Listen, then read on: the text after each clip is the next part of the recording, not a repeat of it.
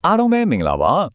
ဒီနေ့လေးလာတောင်းတက်မဲ့အစည်းအဝေးမှာတော့တကယ်ကိုစိတ်ဝင်စားစရာကောင်းတဲ့အကြောင်းအရာတစ်ခုကိုတင်ဆက်ပေးသွားမှာပါ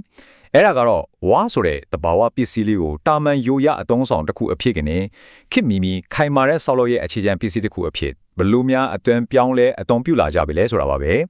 အထူးသဖြင့်မကြတဲ့မိကမှာပူပေါင်းထုတ်ဝေထားတဲ့တစ်ထက်ဤမြအတွက်ဝါဆောက်လုပ်ရဲ့လက်ဆွဲဆောက်ထဲကအချက်လက်တွေကိုအခြေခံပြီးရှင်းလင်းသွားမှာပါကဲတာမန်ယိုရအတုံးဆောင်ကနေအစစ်မြင့်အင်ဂျင်နီယာပညာရဲ့စီကူးပြောင်းလာတဲ့ဒီခရီးစဉ်ကိုအတူတူစတက်လိုက်ကြရအောင်အရင်တော့ကဆိုရင်ဝါကိုစိတ်ရတာတဲ့ရဲ့တစ်လုံးလို့လူတီများခဲ့ကြတယ်ဟုတ်တယ်မလားဒါပေမဲ့အခုခါမှာတော့သူ့ကိုအစိမ်းရောက်တမနီလို့တောင်တင်စားခေါ်ပေါ်လာကြပါပြီ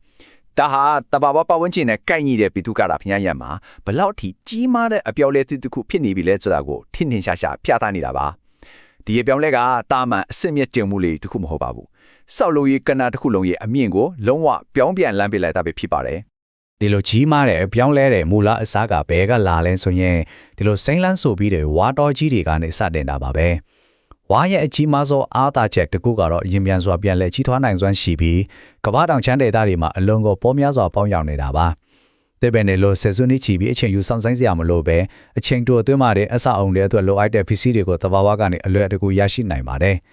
ဒီနေရာမှာတကယ်ကိုစိတ်ဝင်စားစရာကောင်းတဲ့ချက်တစ်ခုရှိပါတယ်။ဝါရဲ့ဇီဝဗေဒဆိုင်ရာအထိပ္ပယ်ဖွင့်ဆိုချက်ကိုကြည့်လိုက်မယ်ဆိုရင်ဝါဆိုတာတကယ်တော့တစ်ပင်မဟုတ်ပါဘူး။သူကဖွဲစီးလုံးကောက်တဲ့မြက်ပင်မျိုးရင်းခွင်ထည့်ပါတယ်။အထူးသဖြင့်ဆောက်လုပ်ရေးမှာအသုံးပြုတဲ့အပူပိုင်းဒေတာကဘမ်ဘူစီးမျိုးနွယ်စုတွေဟာတစ်သားလိုမာကြောတဲ့ပင်စီရှိပြီးအရန်ကိုမြန်မြန်ဆန်ဆန်ကြီးထွားနိုင်ကြပါတယ်။ဆိုတော့ကအစိမ်းရောင်တမနစ်လိုတင်စားရလောက်အောင်ဖွဲ့စည်းပုံရကြန့်ခိုင်မှုရှိတဲ့မြက်ပင်တစ်မျိုးဖြစ်နေတာအင်မတန်ကိုအံ့ဩစရာကောင်းလာပါတယ်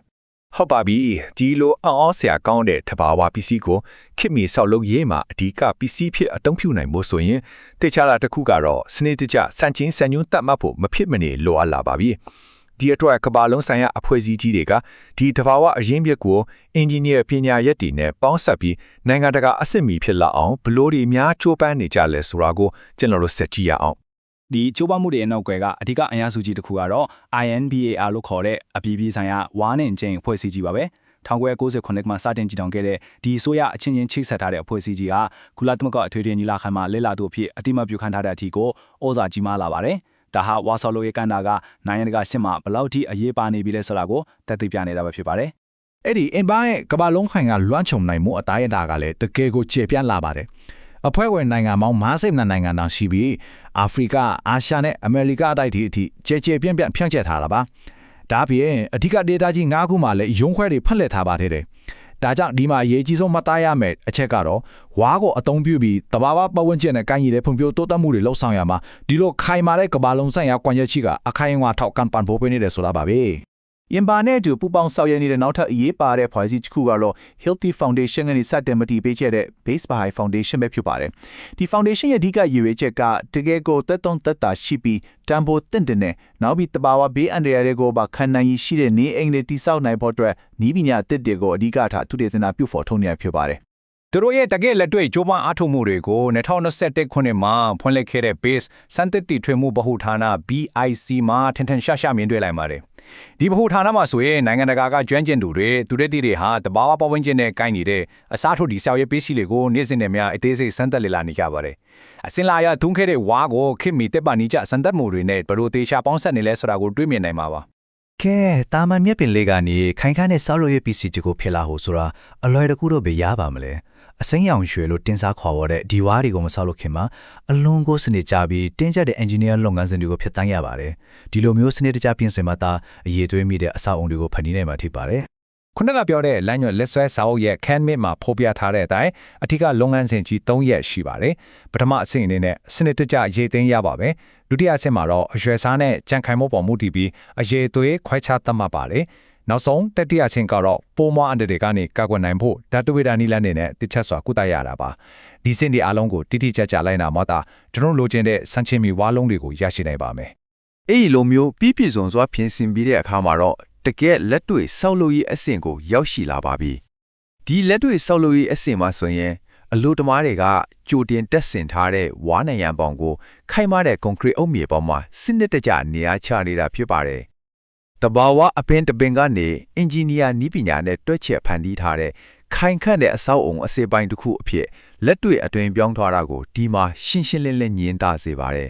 ဒါမဲ့ဒီလိုတိဆောက်ရမှာအလားပါတစ်ခုတည်းတော့မဟုတ်ဘူးเนาะဘေးလုံခြုံရေးကိုပါအထူးဂရုစိုက်တွက်ချက်ထားတာပါလက်ဆွဲဆောင်မှာဆိုရင်မင်းနလီယန်နဲ့ပြင်းထန်တဲ့တန်ဖိုးမုန်တိုင်းရဲ့တန်ကိုခန့်နိုင်ရှိစေဖို့ shear wall လို့ခေါ်တဲ့နိုင်ငံတိဆောက်မှုစနစ်တွေကိုဘယ်လိုပေါင်းဆက်အသုံးပြုရမလဲဆိုတာကိုပါအတိအကျလမ်းညွှန်ထားတာပါ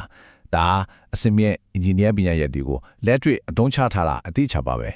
ထို့သောတိကျတဲ့တွက်ချက်မှုတွေရဲ့ရလကတော့အခုလိုစနစ်တကျဖွဲ့စည်းတိစောက်ထားတဲ့ဝါပေါင်းခွေကြီးပင်ဖြစ်ပါတယ်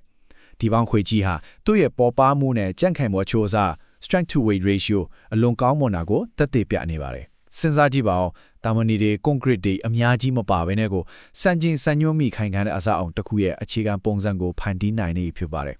ဒါဆိုရင်ဒီလောက်တင်းကျပ်တဲ့အင်ဂျင်နီယာလုပ်ငန်းစဉ်တွေစံချင်းစံညွှန်းတွေရဲ့နောက်ဆုံးရလဒ်ကဘာဖြစ်မလဲဒီအချက်ကတကယ်ကိုစိတ်လှရှားစရာအကောင်းဆုံးပါပဲဒီလောက်စနစ်ကျတဲ့လုပ်ငန်းစဉ်တွေနောက်ဆုံးရလဒ်ကတော့လူလိုက်နေချင်းစရာကောင်းတဲ့အိမ်လေးတွေဖြစ်အသက်ဝင်လာတာပဲဖြစ်ပါတယ် One sorted အင်လို့ဆိုရင်တော့တာမန်တဲအင်လေးကိုပဲပြေးမြင်တက်ကြတဲ့အစွဲတွေကိုဒီခင်မီဒီဇိုင်းတွေကအကောင်းဆုံးခြေဖြတ်ပြီးလိုက်ပါတယ်တရတက်ရှင်ပြီးခင်မီရဲ့ဒီတစ်ထက်အင်လေးဟာအပြင်မှာငါကြည့်ရင်တာမန်ခင်မီအင်နဲ့တလုံးနဲ့ဘာမှမကွာပါဘူးဒါပေမဲ့အတွင်းပိုင်းမှာတော့စနစ်တကျပြင်ဆင်ထားတဲ့ဝါးတွေကိုအသုံးပြုတည်ထောက်ထားတာဖြစ်ပါတယ်ပြီးတော့ဒီနည်းပညာဟာ data ယဉ်ကျေးမှုတွေအလားပါဆိုင်ရာဖန်တီးမှုတွေနဲ့လည်းအရန်ကိုအလွယ်တကူပေါင်းစင်နိုင်ပါသေးတယ်တောက်ပတ်တဲ့ရန်လေးခြေထားပြီးအိမ်ရှိစင်မှာအလားစင်တိုင်းတွေပါဝင်တဲ့အိမ်လေးတွေဟာလူမှုအတိုက်အဝန်းတွေအတွက်ဂုဏ်သိက္ခာရှိတဲ့နေထိုင်မှုဘဝကိုဘလို့ဖန်တီးပေးနိုင်လဲဆိုတာကိုပြသနေပါတယ်။အိမ်ရှင်တွေစိတ်ကြိုက်ဖုန်ဖော်နိုင်စွမ်းရှိတယ်ဆိုတဲ့သဘောပါပဲ။ဒါကဘာကိုရှင်းရှင်းလင်းလင်းပြသနေလဲဆိုရင်ဒီနည်းပညာဟာအိမ်တစ်လုံးတည်းအဝဲတာမကပဲလူမှုအတိုက်အဝန်းတစ်ခုလုံးရက်ွက်တစ်ခုလုံးအတိုင်းအတာအထိကြီးမားကျယ်ပြန့်စွာအကောင့်တွေဖော်နိုင်တယ်ဆိုတာကိုပါပဲ။စိမ့်လန်းတဲ့ရှုခင်းကြီးထဲမှာတဲတက်လာပါစွာတရှိနေတဲ့ဒီဝါအင်ယာစီမံကိန်းကြီးဟာလူမှုရေးရာရောတဘာဝပင်ဝင်ခြင်းရပါတကယ်ကိုကြီးမားတဲ့တက်ရောက်မှုရှိနေပါတယ် အခုလိုစနစ်တကျပန်တီးထားတဲ့အင်ယာရက်ွက်ကြီးတွေကိုအပေါ်စီးကနေမြင်တွေ့ရတာဟာကဘာတွန်းရင်ဆိုင်နေရတဲ့နေအိမ်လိုအပ်ချက်ပြဿနာအတွက်ခိုင်မာတဲ့အဖြေတစ်ခုဖြစ်နေတဲ့ဆိုတာလုံးဝယုံမှားပွဲမရှိပါဘူးအထူးသဖြင့်ကာဝန်ထူလို့မှုနေပါပြီးတဘာဝတရားကိုအခြေခံထားတဲ့ဒီလိုဖြည့်ရှင်နည်းတွေဟာယာတီဥတုပြောင်းလဲမှုဆိုင်ရာစိန်ခေါ်မှုတွေကိုရင်ဆိုင်ရမှာအလုံးကိုအရေးပါလာပါတယ် ကဲဒီကနေ့လေးလာခဲ့တဲ့အကြောင်းအရာတွေကိုခြုံငုံကြည့်လိုက်ရင်တာမန်မြက်ပင်ဒီမျိုးကိုအစစ်မြင့်အင်ဂျင်နီယာနည်းပညာတွေအသုံးပြုပြီးဘေးရန်တဲ့တန်းခံတဲ့ဖြစ်မိအင်ဂျင်နီယာတွေအဖြစ်ဖန်တီးနိုင်ရပြီဆိုတာကိုအံ့ဩဖွယ်ရမြင်တွေ့ခဲ့ရပါတယ်ဒါဆိုရင်ကျွန်တော်တို့ပတ်ဝန်းကျင်မှာဒီဆောက်ဖို့ဖန်တီးဖို့စောင့်ဆိုင်နေတဲ့တခြားဘလို့တဘာဝအဖြေရှာမှုတွေရှိနေအောင်မလဲဆိုတာကိုဆက်လက်တွေ့တော့စူးစမ်းစရာအဖြစ်ချန်ရက်ခဲ့ရင်ဒီကနေ့တင်ဆက်မှုဘော်ဒီမှာပဲညီကုန်းချုပ်လိုက်ပါစေ